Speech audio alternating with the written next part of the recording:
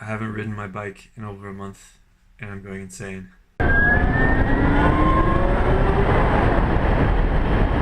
Welcome back to NewZeroland. I'm lucky to be able to work from home during this lockdown, so I never have to leave my garage. But that also means that I don't get to ride my bike, so am I really lucky? Anyway, like I've said before, I've chosen not to ride even to the store just because it's too risky. I saw a video of somebody being chased by the cops for going on a joyride. This was actually somewhere in New Zealand.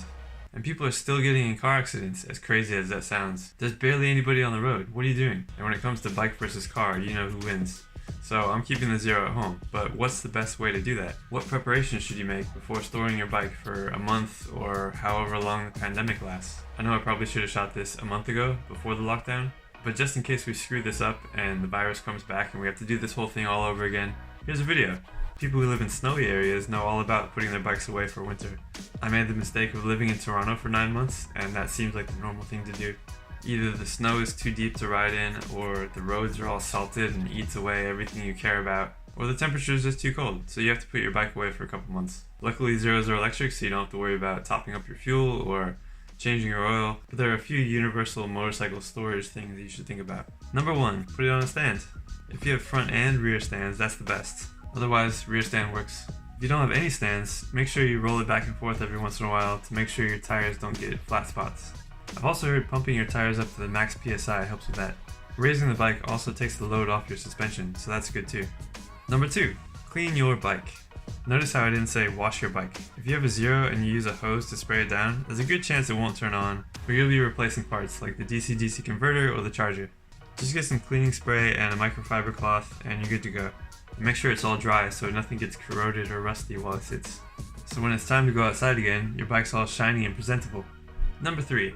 This one's about electrics. Zero used to advise keeping your bike plugged in and charged up to 100% all the time so that your cells were always balanced and the bike was always ready to go whenever you wanted it. But if you're not riding it, the battery isn't really happy with that. A few years ago they changed the guidelines to say you should really keep it between 20 and 80% charge. That's where lithium batteries like to be, and for long-term storage you should really keep it in the middle, around 60%. It's actually on Zero's website. For planned long-term storage, more than 30 days, we recommend draining the power pack to a 60% state of charge and leaving the motorcycle unplugged. Check the state of charge at least monthly, and charge it back up to 60% if it's dropped below 30%. When you're ready to take the motorcycle out of storage to ride it again, plug it in for at least 24 hours to ensure optimal cell balance is restored. If you have an older Zero like mine, the only way to do it is to just kind of watch it and gauge by time and just unplug around 60%. If you have a newer Zero model like an SRF or an SRS, then there's a new app you can use, the Next Gen Zero app, where you can monitor all the charging stuff. You can set the charge limit in the app, which is pretty cool. And if you have an Energica, there's also LPR mode, long period rest, where if you're planning to store it for over a month, you can put it in that mode and it keeps the battery where it likes to be. So really that's it. Keep your bike elevated so you don't get flat spots in the tires. Take this opportunity to clean it, you have plenty of time, and make sure your battery is around 60%.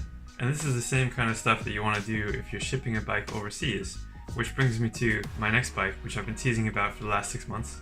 It's going to be on a boat in less than a week. So get excited. Thanks for watching, and I'll see you guys next time.